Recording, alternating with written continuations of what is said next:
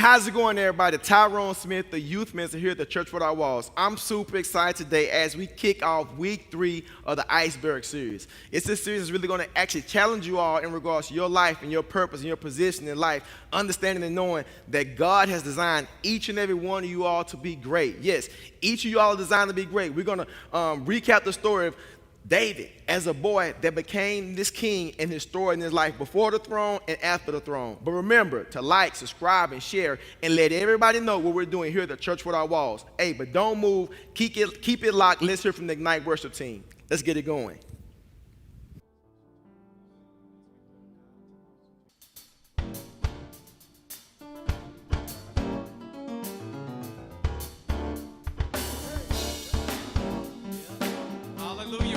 The day that the Lord has made, we shall rejoice. Everybody know He's an awesome God? Yes. Hallelujah.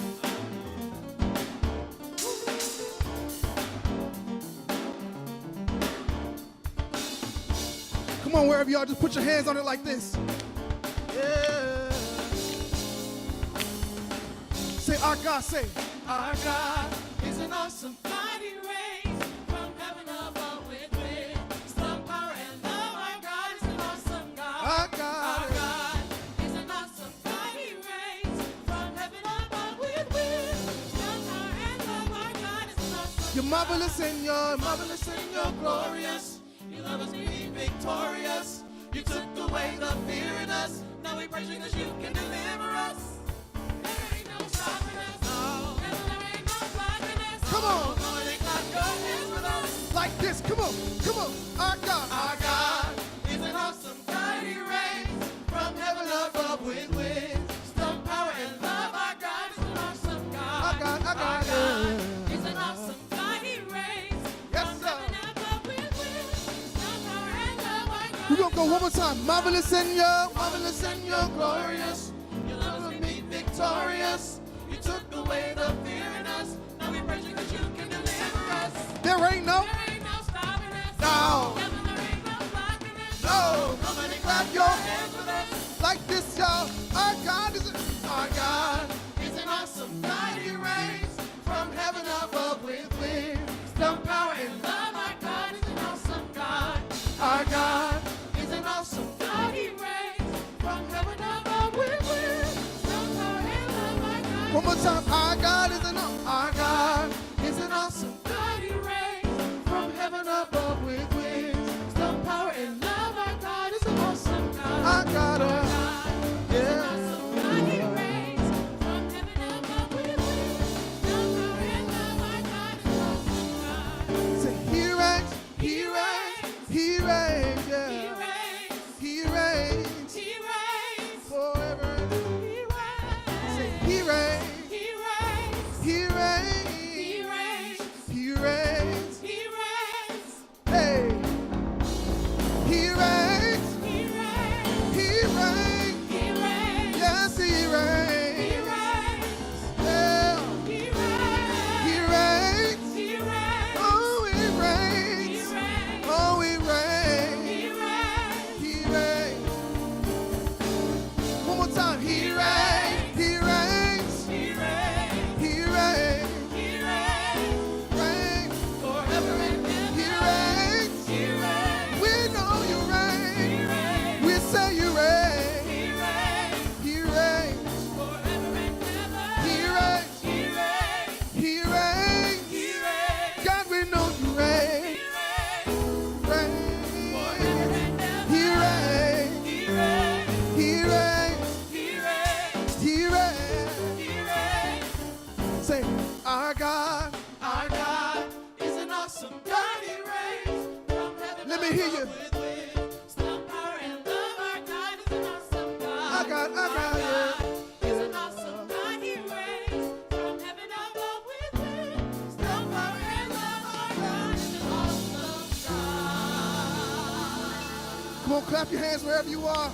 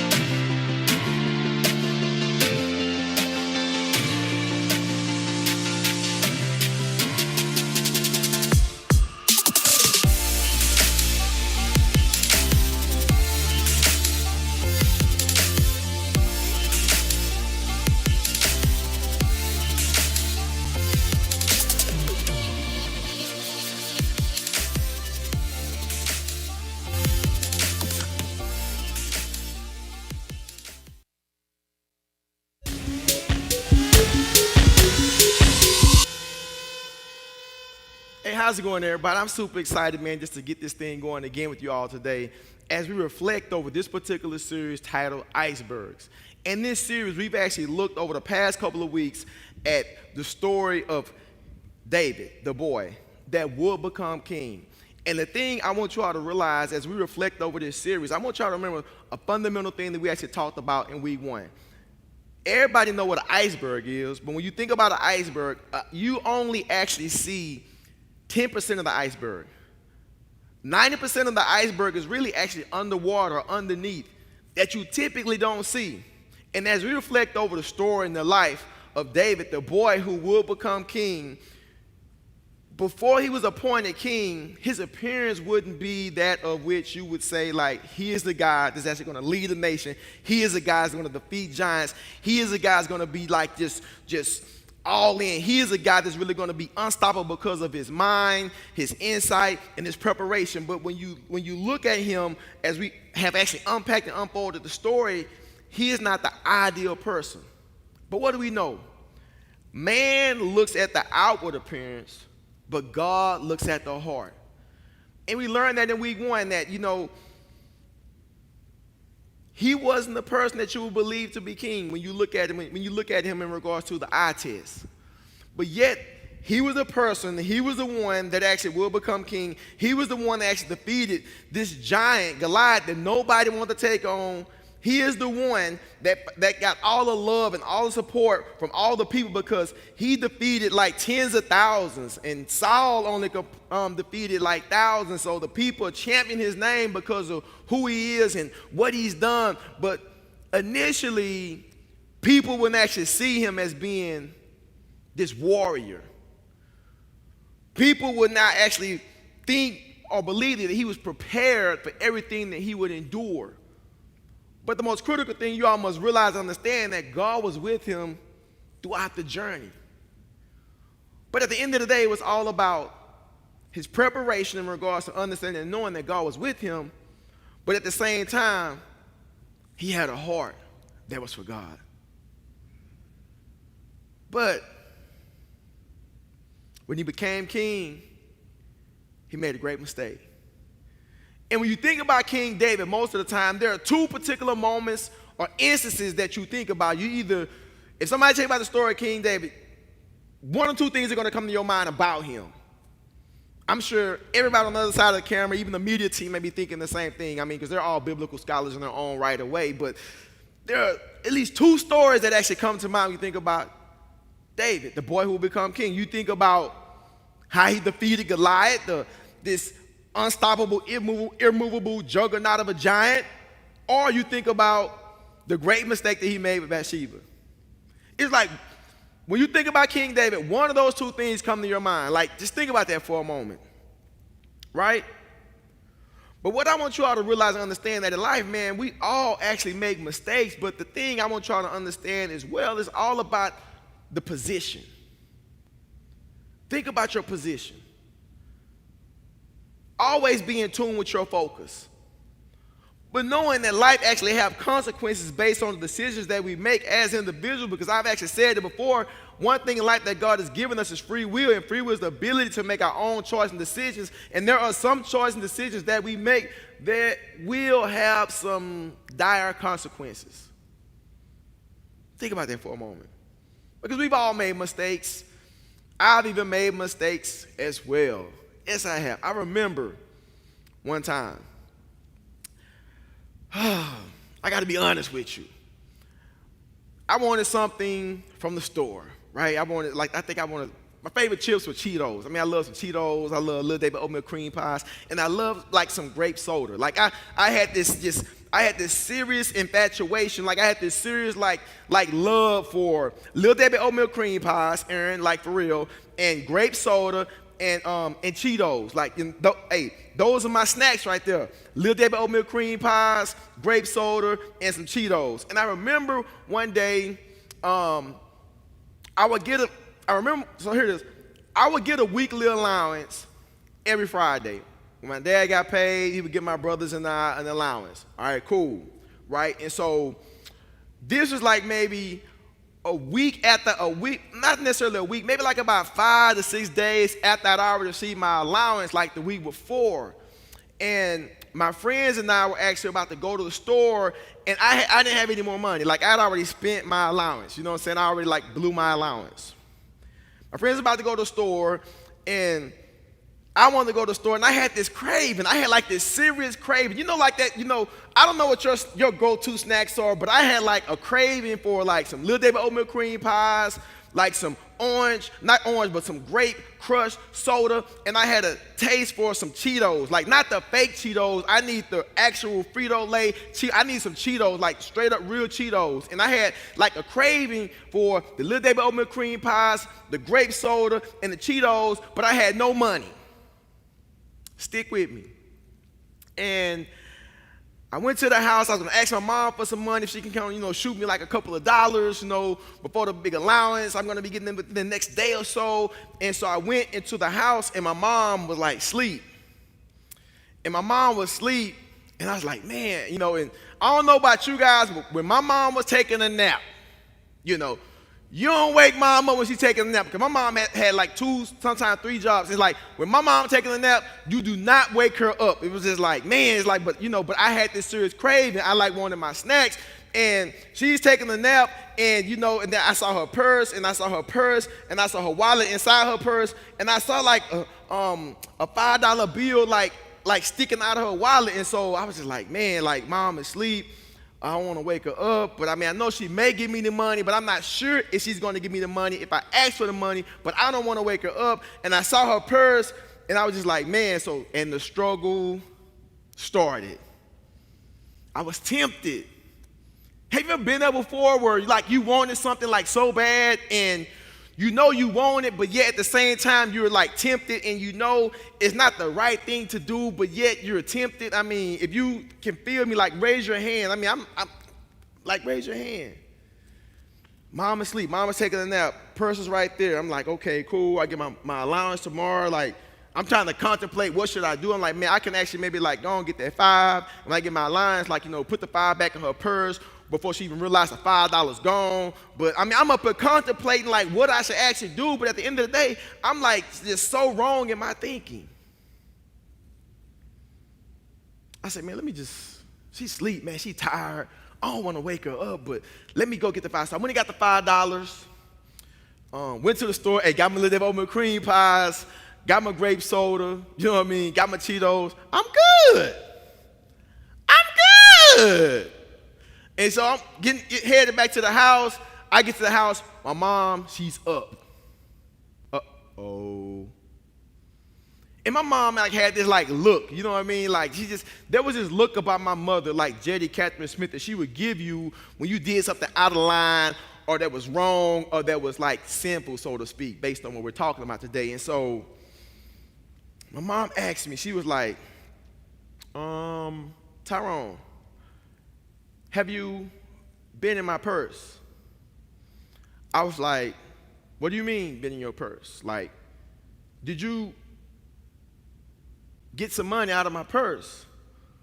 I was like, I saw your purse. She was like, no, question was, did you go into my purse? Have you been in my purse? Did you go into my purse? Tyrone Anthony. I'm like, ooh, she said my middle name, so it's really serious at this moment. But I already knew in my mind and in my heart that I did something wrong, but yet I wasn't open or at a place and space that I would actually admit to what I had actually done. And so here it is. I'm just trying to navigate. You sure? Did you ask my brothers? Did you ask Harold Jr.? Did you ask Deshaun the same question you asking me, Mom? Because I know I saw them here perusing and walking around you when you was taking a nap. I'm trying to deflect. I'm trying to digress away from what she's trying to ask me. The truth of the matter is that I was wrong.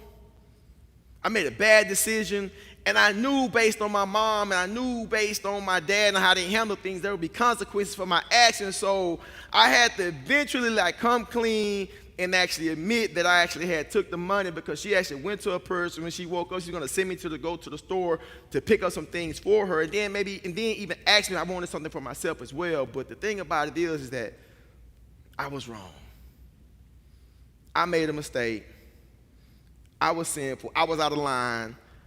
I wasn't right. I was wrong. Have you ever been there before? What we're going to do today, we're going to take a look at King David. And we're going to take a look at his life after he became the king. And one thing you got to realize in life is that, you know, it's all about like what's in your heart. If you have pure motives and if you have pure intentions in regards to everything that you do, you're not going to put yourself in situations that are going to be against what it is that God may actually have for you. Think about that for a moment. If you think about and live in such a way where Christianity is a lifestyle in regards to your decision making, there will be so much more that you can do in regards to your decision making where you're not stuck, stupid, or trying to figure things out based on your actions. Because at the end of the day, it's really all about you in regards to who you are based on who God is calling and created you to be. But based on who you are and based on who God is calling and created you to be, it's all about like what's in your heart, what's below the surface. And this series actually paints the picture in regards to help us understand deeper what it means to be all that God would actually have before us as individuals when you think about your heart. Because the thing about it is we're going to make mistakes. And then when you make a mistake, like I was trying to cover up my mistake. I was trying to cover up my sin. And I'm sure a lot of y'all can actually relate to that. So I want you to understand this. When we lie to cover up a mistake, we truly only make things so much worse. Right? We only make things so much worse. And we're going to see that's basically what happened with King David. Right? And I'm going to read to you the scripture before I actually get into the analyze this particular chapter here in the book so we can have an understanding, all right? So here it is. 2 Samuel 11, verses 2 through 3, all right? No, we're going to go 2 Samuel 5, 1 through 2. We're going to go there first, all right? Then all of the tribes of Israel came to David at Hebron and said, "Behold, we are your bone and flesh. In times past, when Saul was king over us, it was you who led us out and brought in Israel. And the Lord said to you, you shall be shepherd of my people Israel, and you shall be prince over Israel." He's the king. So all the elders of Israel came to the king at Hebron, and King David made a covenant with them at Hebron before the Lord, and they anointed David king over Israel. He is the king. Here it is. David was 30 years old when he began to reign, and he reigned for 40 years. At Hebron, he reigned over Judah 7 years and 6 months. At Jerusalem, he reigned over all Israel and Judah 33 years. All right, here it is right now. In 2 Samuel 11, 2 through 3, this is after he's appointed king. This is after he's declared to be the man to pretty much like lead these nations. Because why? God was with him. But this is when the story shifted. 2 Samuel 11, 2 through 3. It happened late one afternoon when David arose from his couch and was walking on the roof of the king's house, that he saw from the roof a woman bathing, and the woman was very beautiful. And David sent and inquired about the woman. And one said, "It's not this Bathsheba, the daughter of Eliam, the wife of Uriah the Hittite?" So David sent messengers and took her. And she came to him, and they laid together, right? Then she returned to her house, and the woman conceived, and she sent and told David, "I am pregnant." All right, here it is right here. Let me just kind of paint the picture a little bit. So here it is. David is a king, and they're at war. And typically when kings are at war, they are a part of the war. But yet David, he didn't go with his troops to be in war. He would always, most of the time, pretty much all the time, be right there with his men, with his troops to actually go to battle. But for some odd reason, he was just like, you know what, man, I'm going to just kind of chill. I'm going to kind of chillax. I'm going to chill and relax for a moment. I guess because he had conquered so many people, he felt, he didn't have to go this particular time. But it's not the typical thing that most kings would actually do. And while he's at the house, while he's chilling, he sees this beautiful woman. He's just like, man, I see her. Man, she's beautiful. So he sent his boys like, man, go get a number, go get a Twitter handle, get an IG handle. Man, I need to connect with her. I need to just, see what she about. I see that she's beautiful, but I want to know a little bit more about her. But yet, I want y'all to understand and realize we're always going to be faced with situations in life that may not be the best decisions for us. But at the end of the day, it boils down to what's in your heart. You can be faced with a trial. You can be faced with a situation. You can be faced with temptation. But at the end of the day, it really boils down to what is in your heart. And like I shared with you earlier, I'm not coming before you as a perfect individual who didn't do anything in life. There are things that I have actually done that I actually just admitted to you that don't make me any better than you, but I was wrong in my actions.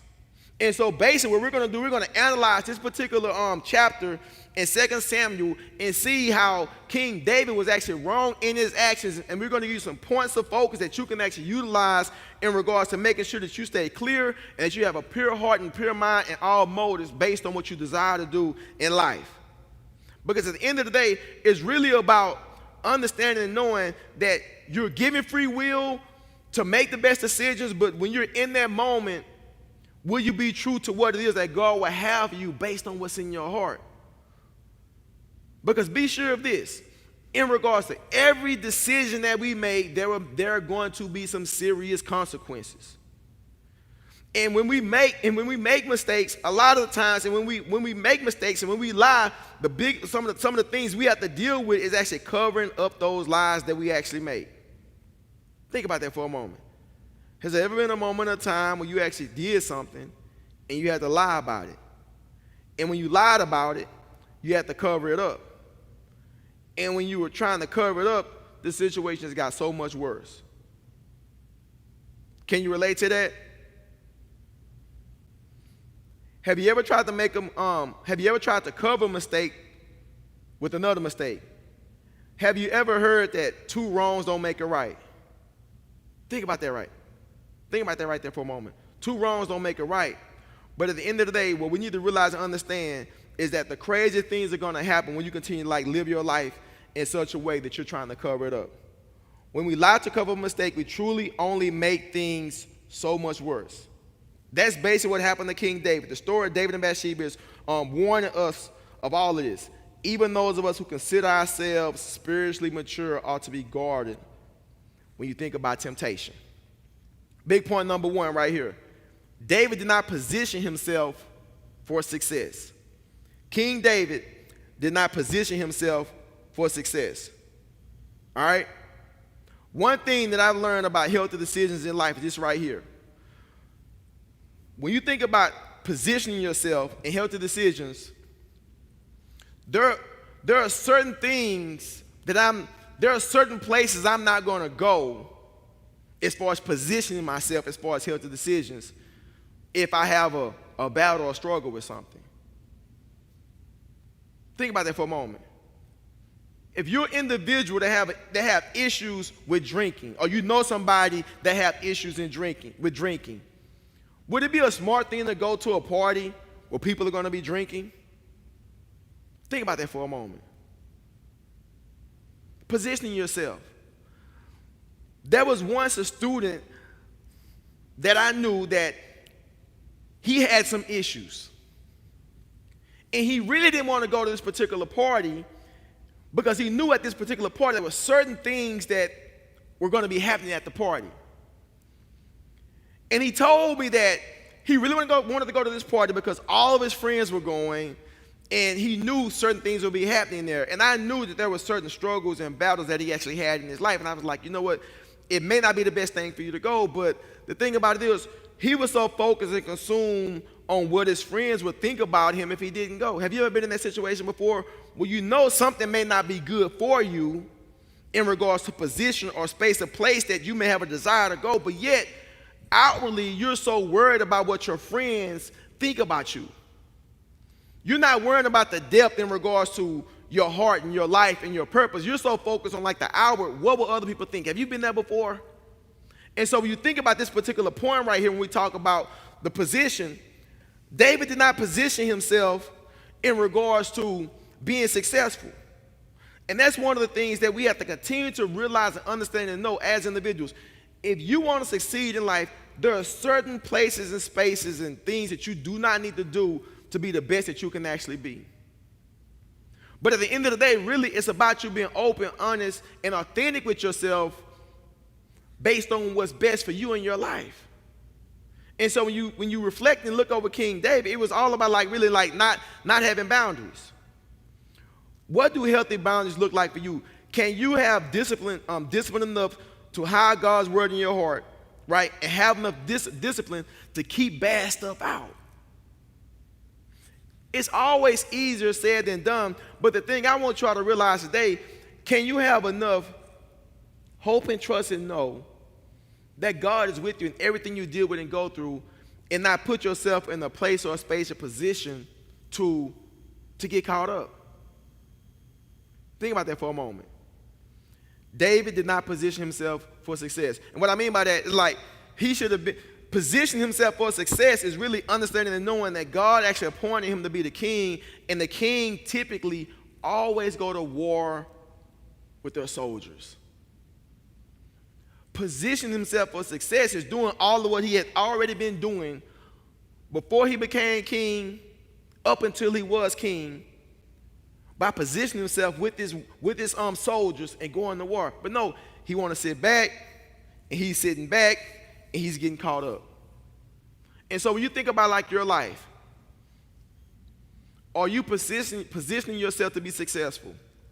And if you're not, what is it that you need to do to position yourself to be successful? Because you have an opportunity to actually change your narrative. And as we see here with King David, although he was anointed and appointed king, he still had things he had to battle, struggle, and deal with on a daily basis. What about you? Point number 2. King David chose selfishness over wisdom. Think about that for a moment. King David chose selfishness over wisdom. At the end of the day, King David made a terrible choice. As much as you want to position yourself for success, there will be times when you will be faced with a tough decision, whether you position yourself for success or not. In those moments, you have to make choices that are rooted in wisdom and not selfishness. Think about that for a moment. One of the ways we grow in wisdom is to spend time with wise people.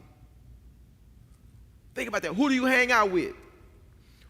Who are the people that you actually hang out with that can actually help you in regards to how you go about living life? King David chose selfishness over wisdom. But what about the people that you actually hang with? The top 5 people that you hang with, your character traits are going to be like them. The top 5 people you hang with. And all those top 5 people, or the top 5 people that you're hanging out with in your life, are they giving you support in regards to making you a better version of yourself? Or are those top 5 people that you hang with, they're actually keeping you from being the best that you can be as an individual? I believe that for most people, the top 5 people you hang around, you tend to do a lot of what they do. But the question is, do they do healthy things? The question is, do they make you better? And the question is, do you make them better? And when you think about where we are right now in the story about David choosing selfishness over wisdom, we're able to take an analytical look over the fact that he's spiritually mature. God chose him, but yet he failed, yet he made a mistake, yet he was wrong. And so what does that mean? We all can fall. But the thing about it is, will you be in tune to make wise decisions? I said earlier, one thing I thank God for is free will, and free will is the ability to make our own choices and decisions as individuals. And the biggest thing is this: what will you choose to do? So who do you hang out with? Here it is. So who do you hang out with? What are the qualities and characteristics of those 5 people that you hang out with? Is it possible that you're hanging out with people who are influencing you in negative ways? And if they are, what will you do? We ought to be people and individuals that actually choose our friends wisely. Because when you think about it, King David was friends with Uriah, who was the husband of Bathsheba. And so what did he do? He put this man on the front line so he can try to cover up his mistake and bury his mistake. And this was somebody that he knew, this is one of his top guys, but yet he's trying to cover up the lie, because why? He's in so deep. He's not making wise decisions. He's being selfish. So when you think about your life, have you ever been in so deep that you didn't know what to do? Have you been in so deep that you've been so caught up in yourself as well, thinking that you've been so disconnected from what it is that God will have from you, that you can't open up your heart and your mind to connect with somebody that will hold you accountable, to redirect your mind and your thoughts and your perspective based on the mistake that you've made? I've been there. But the only way you can move from that selfish space and place is to be honest with yourself, to be authentic with yourself, to be understanding and knowing that God can actually restore you based on the mistakes and sin that you've actually lived in. You don't have to stay there. But you will stay there if you remain selfish. The big thing is this. Can you get beyond your own selfishness? Can you get beyond your pride? Can you get beyond your faults and your failures? Can you get beyond the great mistakes that have hindered and hurt you in your life?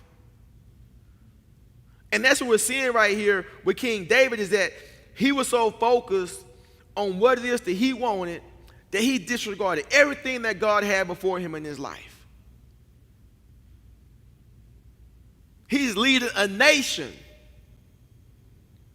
but yet his selfishness and his pride is keeping him from being the best that he can be, making unwise, unhealthy decisions.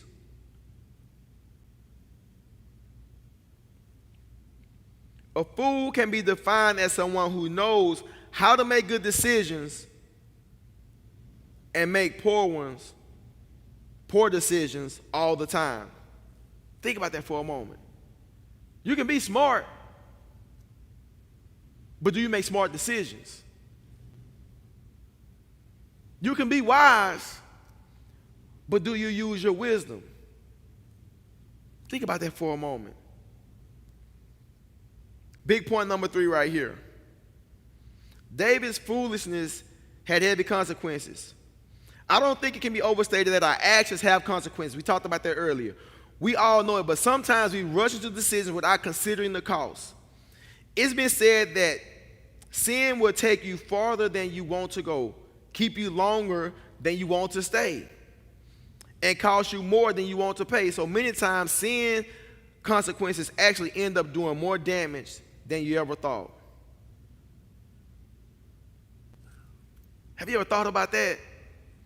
You've been so stuck in your stuff that you didn't know what to do. You didn't know which way to go because you've been so consumed with what it is that you wanted that you didn't think about the consequences because you were so stuck on self. Have you ever felt like that before? And think about that particular situation where you're so stuck in your stuff and you can't elevate out of your stuff because you've told a lie on top of a lie to cover up a lie, trying to remember the lie based on the consequences you're actually thinking about, and yet you're like going through like this vicious cycle. And so when you think about icebergs, and when you think about all people see is 10%, and when you think about all the hurt, all the betrayal, all the lies, all the stuff that you've done that's below the surface that people don't know about, and they don't know what's in your life and your heart, they don't know about these generational things that's been going on in your family that's actually affecting your perspective and how you go about life, how you do life, what you say, what you think. And also you got all this stuff going on, and it just keeps perpetuating, it keeps going until you get to a point where you have to just free yourself. To understand and know that if you continue to stay in your sin, the consequences will continue to be grave. The consequences will continue to be helpless. The consequences will continue to be hopeless until you make a decision to have a renewed heart, a renewed mind, and a renewed perspective. Think about that for a moment. I remember when I was in college. And if you're in college, you maybe can relate to this. If you're not in college, I'm this store will actually help you. I remember when I was in college, I remember my mom and my dad, primarily my mom, she was like, do not get credit cards, because if you get credit cards, you're just setting yourself up for failure. She's like, when you go to college, they're gonna target you and try to get you to get these credit cards. Do not get credit cards, son. I remember I went to college. They had these tables. You get a free T-shirt. Like, if you apply for this credit card, you get a free T-shirt. And so I'm like, I want the free T-shirt. Got the credit card, spent the credit card, had a high interest rate, and then once I had my first credit card, I started getting all these notices in the mail for these credit card applications. I'm like, man, I can get these credit cards, I can get me some new shoes, maybe like once a month, I can get some jeans, I can spend it on fast food. And so, but at the same time, these credit cards had these high interest payments and everything that I was like disregarding. I'm like, man, let me just pay like $2.50 a month or something. I'm paying the bare minimum. But the thing about it is, my mom told me, she's like, Tyrone, if you get a credit card, you're going to continue to get credit cards because they're not good. There's nothing wrong with having a credit card, but they're not good for you if you don't know how to be responsible.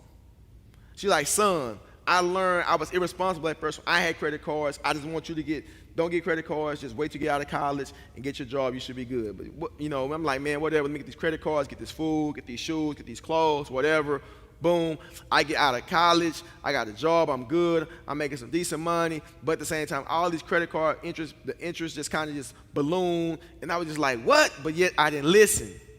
My mom tried to tell me, she's like, son, there are going to be consequences. Like, by the time I finished paying for the credit card, I paid it off. Like, I paid so much interest. The interest payments I made at the end of it, I paid, the amount that I actually used 2 times over. All because I wasn't willing to listen to what my mom was trying to share and give me as wisdom. And so when you think about your life, think about this for a moment. God is trying to position you to do some amazing things in your life. But you got to be wise to know that you can be so much greater and so much better. We all have failed. We all have made mistakes. But the thing about it is about how can you come to a point and place and space of realization to know that you don't have to stay stuck where you are. God has put you in the position to do some amazing things, but it's all about, will you have a healthy perspective? And you will only have a healthy perspective if your heart is in the right place. And if your heart is in the right place, you won't get so caught up what the world has to offer. And King David, he got caught up. You don't have to be caught up. You don't have to get caught up. You don't have to stay there. You have an opportunity to do life so much differently and so much better because God has created you for this. It's all about what will you do. It says in Romans 3:23, all have sinned and fall short of the glory of God. Think about that for a moment. All have sinned and fall short of the glory of God. But yet we have an opportunity to be restored. Think about that for a moment. We have an opportunity to be restored, but the thing about it is, if you stay in sin, you're not setting yourself up to succeed. It says in Romans 6:23, for the wages of sin is death, but the free gift of God is eternal life in Christ Jesus, our Lord. We're given the free gift. There's no cost. The price has already been paid, but the question is, what will you do today? The Bible says this in Romans 10:9-10. If you confess with your mouth that Jesus is Lord and believe in your heart that God raised him from the dead, you will be saved. For with the heart one believes and is justified, and with the mouth one confesses and is saved. Hear what I'm saying? If you confess, if you believe in your heart, it starts with your heart. You only see 10% of the iceberg. But there's another 90% beneath that we don't see. People see your outward appearance, what you look like on Instagram, on TikTok. People see that, but at the end of the day, it's all about like what's in your heart. Is your heart right?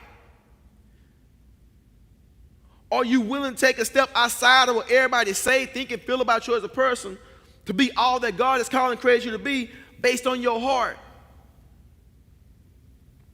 If you're stuck in sin, you don't have to remain stuck. All you have to do is confess with your mouth and believe in your heart. You too, and you can, and you will be saved. Free will.